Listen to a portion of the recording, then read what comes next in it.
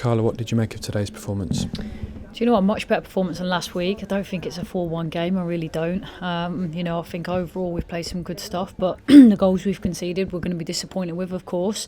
But look, there's a group of players out there that have given absolutely everything on their last legs, as you saw at the end then. And that's a credit to them because they've kept digging in. We know that we can't make too many changes, but I have to credit my players, particularly not just for today, but the first half of the season on the whole.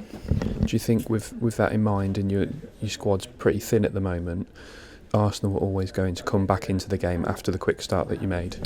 Yeah, not necessarily. I think the difficulty is we stopped playing, I guess, after that first goal, and that's something that we addressed at half time. We identified spaces that we could open them up. We did in the first half.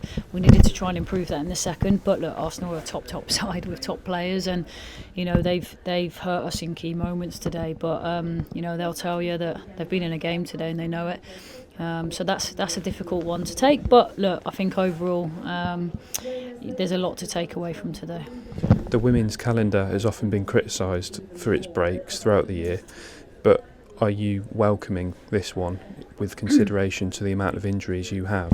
Absolutely, yeah. I think it's really important, this one. I think mentally and physically the girls really need this break. I think you've seen for the last few weeks we're dwindling away. We've got 11 injured, big players injured as well. So I go back to the credit I want to give those that are available because they've had to dig in, look after each other, and they've showed a real togetherness, and this break is one that's absolutely welcomed.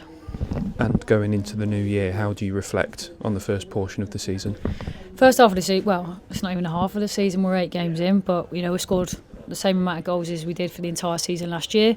We've surpassed the points of where we were at this point last year. We have more wins than we did at this point last year, so we're progressing in the right way. This break gives us an opportunity to get a few players back from injury and also tap into the transfer market, of course. A few new faces in the building. I think it'll give everyone a lift, and I think we can look forward to a bright second half of the season because this group is, we're on to something. We've got a really tight-knit group, both staff and players. We all know what we're going after. We're on to something, and I think is a real possibility that we can kick on.